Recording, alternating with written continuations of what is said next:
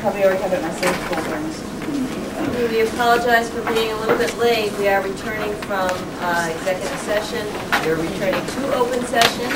There were no votes taken in executive session. Do I have a motion to seal the minutes of executive session? So moved. Second. All in favor? Aye. Aye. If you would join us, please, in the pledge of allegiance. I pledge allegiance to the flag of the United States of America and to the republic for which it stands, one nation, under God, indivisible, with liberty and justice for all. Call to order. Dana Long. Present. Julia Held. Here. Kathy Kaiser's here. Julie Caldwell. Here. BJ Whitehouse. Coming. All right. Public forum. Do we have anybody in the public who would like to speak? Do we have anybody in the public? You did. Mr. Becky and the camera, she says. Would the camera like to speak? No. Okay. Workshop discussion. I'm sorry. Let's introduce our guest first because she is the workshop discussion topic. I'll turn it over to the superintendent. All right. I'd like to introduce Janet McCarthy. We had a very pleasant surprise that we were notified that the Naval Base, Naval Station, now has a school liaison. She never came and presented some wonderful information, and we thought that you too would like to know what new resources are available to us and to our military families and children. Welcome. Thank you. Yeah, I'll be right up. I'm just going to pass some of these out to those of you. Actually, yes. All right. And there are some. Okay. As well. And I think everybody here has an So, and I'm delighted to have here already. Very excited about The other one? Yep. This position. Is he not? You sure? Hi. How are you? I'm well, thank you. Thank you very much. I'll give you a little bit of background on myself. Okay. I'm a retired teacher and counselor, and I've spent my entire life, minus 8 years of it, on a Caribbean island. And I've taught in Newport, Jamestown, and I had a short stint of teaching in Caribbean as well, so I know this area pretty well, and I call it home. One of the reasons I applied for the job as school liaison officer was that I felt I had something to give to the position because my entire life being in the Navy community, I saw what happened to students when they came in and some of the impact it had on their parents were away from them, and I thought that it wasn't always obvious to all of the people who were dealing with them at school on a daily basis. So I'm going to explain to you a little bit about what the position is. It is School Liaison Officer was created through the Army, and it was so successful on all the Army bases throughout the country, they decided that they were going to branch out to the other services as well. So the Navy finally came on, and the whole essence of it is to have a support and a linkage between the schools, the communities, the installation, the commanding officer, who I work very closely with, and the families and children themselves, just to make it the best opportunity and experience it can be for them educationally. Whether they give for a year, whether they give for a few years, whether they give for a few months.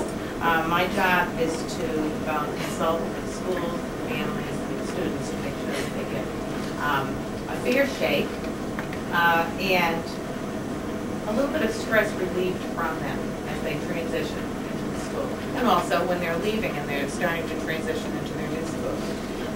Special education issues are highlighted because of a high percentage of students who are coming in, military students with IEPs, the changes in the IEPs from state to state and the laws that regulate them. I have lots of experience working with special education and IEPs, so I feel like I can help in that way as So with that said, I'm going to just go over some of the stuff that would be on my PowerPoint presentation. And I'll tell you first about the Child and Youth Educational Services, or acronyms seem to be the thing that the military likes, and they call it CYES. I call it Child Youth Educational Services. And the school liaison position is underneath the Child and Youth Programs, which is also called the CYP. And as I said, the main thrust of the job is to kind of bridge the gap between the installation, respond to the unique issues that the military students have, and to ensure that they have an opportunity to receive a quality education, making sure that education is always the priority, and letting the families and the students know that education is the priority of the Navy. Working with the commanding officer, I am the subject matter expert to him as his consultant. So if there are issues that he needs to have explained to him, he would come to me to ask for that explanation. I would consult with the superintendents in the school systems, and we could kind of cooperatively advise the commander as to what's going on. You know, keeping the families informed and develop solutions that would be mutually beneficial. That's what I personally have as a goal, to find mutually beneficial solutions, and I think that we'll be positive in doing that. Identifying the issues is a really important way to begin, and I've said that I've already, in meeting all of the superintendents on, well, not just on Quincy Island, but Newport County, we have identified already that there is an issue with the specific districts wanting to know how many military families are going to be there, how many military children are going to be in their schools every year. There's an issue with the military families because they can't seem to register in advance. They have to wait till they get here to register. So it's like both the communities and the families have an issue with this. If we were to resolve it so that they could register sooner, then it would be beneficial to the communities as well as being beneficial to the families and help in the transition process. So those are the kinds of things that we'll be working on. So basically, I'm going to be communicating, helping with the transition. Deployment is not as big an issue on this installation as it is on many others because there are no huge commands that deploy at once. But there are individuals, and they're called individual augmentees, who are just kind of directed to a new duty station, like out of an assignment. So their families would be left really virtually on their own. So deployment issues can be extremely debilitating, especially in that circumstance when there's no large group of people leaving at once when it's just one person. So we'll be dealing with those. Partnerships in education, which is something that the commanding officer, Captain Bulbro, is very interested in reestablishing within all of the communities.